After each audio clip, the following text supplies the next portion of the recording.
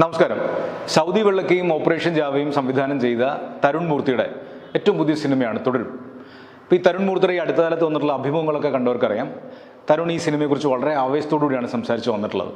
എല്ലാവരോടും എന്ത് തരം സിനിമയായിരിക്കും തുടരുമെന്നതും ഏത് തരം പ്രേക്ഷകരെയാണ് തുടരും ലക്ഷ്യം വെക്കുന്നതെന്നും പഴയകാല മോഹൻലാലിനെ കാണാൻ ആഗ്രഹിക്കുന്ന ആരാധകർക്കും മോഹൻലാൽ പ്രേമികൾക്കൊക്കെ എന്തു തരത്തിലുള്ള ദൃശ്യവിരുന്നായിരിക്കും തുടരുമെന്ന സിനിമ സമ്മാനിക്കുന്നതെന്നൊക്കെ വളരെ കൃത്യമായിട്ട് തരുൺ പറയുന്നുണ്ടായിരുന്നു. തരുണിൻ്റെ കഥ പറച്ചിലിനൊരു പ്രത്യേക രീതിയുണ്ട്. അദ്ദേഹം മുൻപ് കഥകളിയൊക്കെ വളരെ ഗൗരവത്തിൽ ചെയ്തുകൊണ്ടിരുന്ന ആളാണ്. ഇപ്പോഴും ഒരുപക്ഷെ പ്രാക്ടീസ് ചെയ്യുന്നുണ്ടാവാം. തരുൺ ഭാവത്തിനും താളത്തിനും ഒക്കെ വലിയ പ്രാധാന്യം കൊടുത്തുകൊണ്ടാണ് കഥ പറയുക. ഈ തുടരുമെന്ന സിനിമ അയാൾക്ക് എത്രത്തോളം പ്രിയപ്പെട്ടതായിരുന്നു എന്ന് മനസ്സിലാക്കാൻ ഈ ഞാൻ നേരത്തെ പറഞ്ഞിട്ടുള്ള അയാളുടെ അഭിമുഖങ്ങൾ മാത്രം കണ്ടാൽ മതി. അതിൽ തന്നെ ചിലതിലൊക്കെ തുടരും സിനിമ ഒരുപക്ഷെ അത് ദൃശ്യം മോഡൽ സിനിമ ആയിരിക്കുമോ എന്നൊക്കെയുള്ള ചോദ്യത്തിന് അത് അത്തരത്തിലുള്ള സിനിമയല്ല, ഒരു ഫാമിലി ഡ്രാമയാണ്, അതിൽ നിന്ന് പ്രതീക്ഷിക്കേണ്ടത് ഇന്നതൊക്കെ ആയിരിക്കണമെന്ന് ആദ്യമേ പറഞ്ഞു വെച്ചതുകൊണ്ട് തുടരുമെന്ന സിനിമയുടെ ആദ്യ ദിനം ഞാൻ കണ്ട തിയേറ്ററിൽ, അത് മിറാജ് സിനിമാസിൽ വെച്ചാണ് കാണുന്നത്, തിയേറ്ററിലെ എല്ലാ സീറ്റുകളും നിറഞ്ഞിട്ടില്ല. ഒരു പക്ഷേ ഒരു 60% ആളുകളൊക്കെ തിയേറ്ററിലുള്ളൂ. പക്ഷെ ഒരു കാര്യം ഉറപ്പിച്ചു പറയാം, ഈ അടുത്ത കാലത്ത് മോഹൻലാലിനെയും ഒരു മികച്ച കഥയും ഒരുമിച്ച് കിട്ടിയിട്ട് അത് ഏറ്റവും ഗംഭീരമായിട്ട് എക്സിക്യൂട്ട് ചെയ്ത സംവിധായകൻ ഞാനാണെന്ന് അഭിമാനത്തോടുകൂടി തരുൺ മൂർത്തിക്ക് പറയാൻ പറ്റും. നല്ലൊരു കഥയും മോഹൻലാലും ഉണ്ടെങ്കിൽ ഇപ്പോൾ മലയാളത്തിൽ ആരെയാണ് ആദ്യം വിളിക്കേണ്ടതെന്ന് ഒരു നിർമ്മാതാവിനോട് ചോദിച്ചാൽ അത് തരുൺ മൂർത്തിയെ തന്നെയാണെന്ന് ഞാൻ പറയും. കാരണം മോഹൻലാലിനെ എങ്ങനെയാണ് ഉപയോഗിക്കേണ്ടതെന്ന്, ഒരു കഥയ്ക്ക് അനുയോജ്യമായിട്ട് ആ താരത്തെ എങ്ങനെയാണ് പരുവപ്പെടുത്തി എടുക്കേണ്ടതെന്ന് കൃത്യമായി തനിക്കൊപ്പമുള്ള മറ്റ് സംവിധായകരെയും നിർമ്മാതാക്കളെയും സിനിമാ മോഹികളെയൊക്കെ തരുൺ മൂർത്തി കാണിച്ചിരുന്നുണ്ട് തുടരുമെന്ന സിനിമയിൽ. തുടരുമെന്ന സിനിമ കാണുമ്പോൾ പ്രേക്ഷകൻ എന്താണ് പ്രതീക്ഷിക്കേണ്ടത്, എത്തരത്തിലുള്ള സിനിമയായിരിക്കുമെന്ന് ആദ്യത്തെ ഒരു 40 മിനിറ്റ് കൊണ്ട് ഒരുപക്ഷെ നമുക്ക് മനസ്സിലാവില്ല. സിനിമ അതിൻ്റെ രണ്ടാം പകുതിയിലേക്ക് വരുമ്പോൾ പിടിച്ചിരുത്തി കളയുന്ന ഒരുപാട് സന്ദർഭങ്ങളിലൂടെയാണ് സിനിമ മുന്നോട്ട് പോകുന്നത്. 2 മണിക്കൂർ 46 മിനിറ്റ് ദൈർഘ്യമുള്ള സിനിമയിൽ 2 മണിക്കൂർ 20 മിനിറ്റോളം ഈ സിനിമ ഏത് ട്രാക്കിലൂടെയാണ് പോകാൻ പോകുന്നത്, അല്ലെങ്കിൽ ഇതെങ്ങനെയാണിത് അവസാനിക്കാൻ പോകുന്നതെന്നൊരു ധാരണ കണ്ടിരിക്കുന്ന പ്രേക്ഷകന് തുടരുമെന്ന സിനിമ നൽകുന്നില്ല. ഞാൻ നേരത്തെ പറഞ്ഞു ഇതൊരു ദൃശ്യം മോഡൽ സിനിമയാണോ എന്നൊരു സംശയം ചിലയിടങ്ങളിൽ നിന്നൊക്കെ ഉണ്ടായിട്ടുണ്ട്. പക്ഷേ ദൃശ്യം എന്ന സിനിമ എനിക്ക് വ്യക്തിപരമായി മോഹൻലാലിൻ്റെ ഏറ്റവും മികച്ച സമീപകാല സിനിമകളിൽ ഒന്നാണെന്ന അഭിപ്രായം എനിക്കില്ല. അത് തികച്ചും വ്യക്തിപരമായ അഭിപ്രായമാണ്. ദൃശ്യം എന്ന സിനിമ വലിയ വിജയം നേടിയിട്ടുള്ള സിനിമയാണ്, ഒരുപാട് പ്രേക്ഷകർ കണ്ട സിനിമയാണ്, അത് സാമ്പത്തികമായിട്ട് നിർമ്മാതാവിന് നേട്ടമുണ്ടാക്കി കൊടുത്ത സിനിമയാണ്, ജിത്തു ജോസഫ് എന്ന സംവിധായകന് വലിയ മേൽവിലാസം ഉണ്ടാക്കി കൊടുത്ത സിനിമയാണ്. ആ സിനിമ ഇഷ്ടപ്പെട്ട ഒരാളാണ് നിങ്ങളെങ്കിൽ അതിൻ്റെ ഒരു 10 ഇരട്ടി ഇമ്പാക്റ്റ് ഉണ്ടാക്കാൻ സാധ്യതയുള്ള സിനിമയാണ് തുടരുമെന്ന് ഞാൻ നിസ്സംശയം പറയും. വളരെയധികം സന്തോഷത്തോടു കൂടിയാണ് തുടരുമെന്ന സിനിമയെക്കുറിച്ച് സംസാരിക്കുന്നത്. കാരണം ഇപ്പോൾ അടുത്ത കാലത്ത് വന്നിട്ടുള്ള മോഹൻലാൽ സിനിമ നമുക്ക് എല്ലാവർക്കും അറിയാം, എമ്പുരാനാണ്. അത് വലിയ രീതിയിലുള്ള മാർക്കറ്റിംഗ് കൊണ്ട് ഒരുപാട് ശ്രദ്ധ ആകർഷിച്ചതാണ്.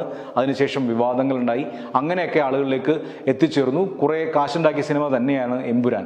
പക്ഷേ തുടരുമെന്ന സിനിമയുടെ പ്രൊമോഷൻ രീതികൾക്കും പ്രത്യേകത ഉണ്ടായിരുന്നു. തരുൺ മൂർത്തി ഒറ്റയ്ക്കിരുന്ന് പല ചാനലുകൾക്ക് അഭിമുഖം കൊടുത്തു. കൂടുതൽ താരങ്ങളെ നമ്മൾ കണ്ടില്ല.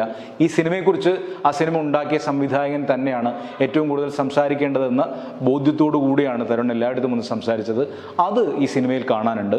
ഈ സിനിമ കണ്ടിറങ്ങുന്ന പ്രേക്ഷകനൊക്കെ മികച്ചൊരു സിനിമ കണ്ടിറങ്ങി എന്ന ഭാവത്തിലും സന്തോഷത്തിലുമാണ് തിയേറ്റർ വിട്ടുപോകുന്നത്. ഈ സിനിമയെക്കുറിച്ച് പറയുമ്പോൾ ആദ്യം പറയേണ്ടത് KR സുനിൽ എന്ന ഇതിൻ്റെ എഴുത്തുകാരനെ കുറിച്ചാണ്.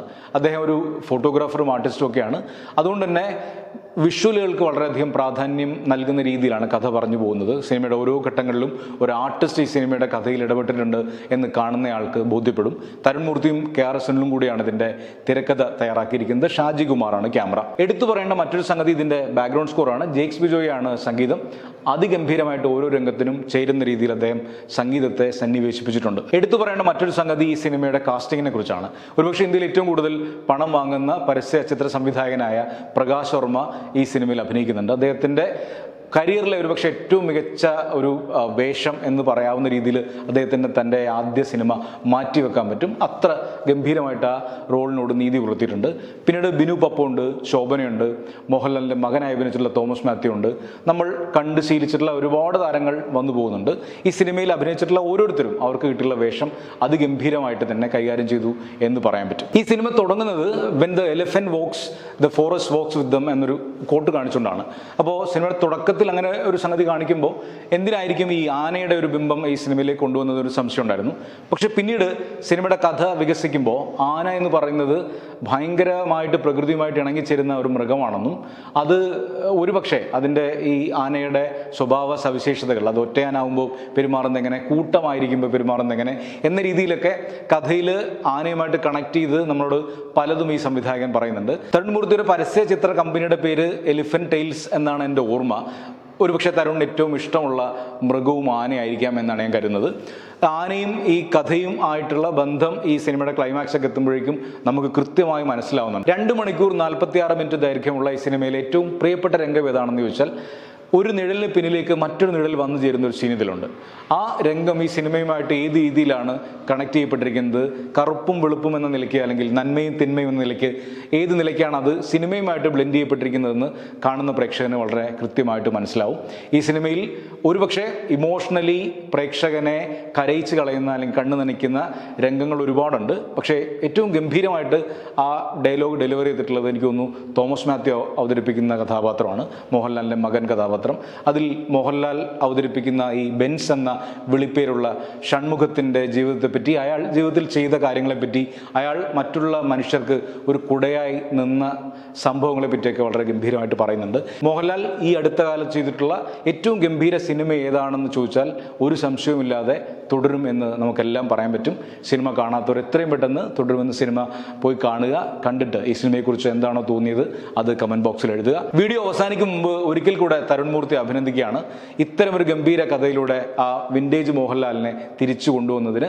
സമീപകാലത്തുള്ള എല്ലാ സിനിമകളെയും കുറിച്ചുള്ള നഷ്ടലാഭ ചർച്ചകളൊക്കെ തൽക്കാലത്തേക്ക് മാറ്റി നിർത്തിയതിന്. ഈ സിനിമ ഈ അടുത്ത കാലത്ത് വന്നിട്ടുള്ള എല്ലാ സിനിമകളെക്കാൾ വാണിജ്യ വിജയം നേടുമെന്ന കാര്യത്തിൽ ഒരു സംശയവുമില്ല. ഒരു പക്ഷേ ഈ സിനിമയ്ക്ക് ഒരു 2ാം ഭാഗം ഉണ്ടാവാൻ സാധ്യതയുണ്ടോ എന്നൊരു ചോദ്യം ഇട്ടുകൊണ്ടാണ് തുടരുമെന്ന സിനിമ അവസാനിക്കുന്നത്. അപ്പോൾ മറ്റൊരു സിനിമയുടെ വിശേഷങ്ങളുമായിട്ട് വീണ്ടും കാണാം. വീണ്ടും കാണുന്നവരെ ബൈ.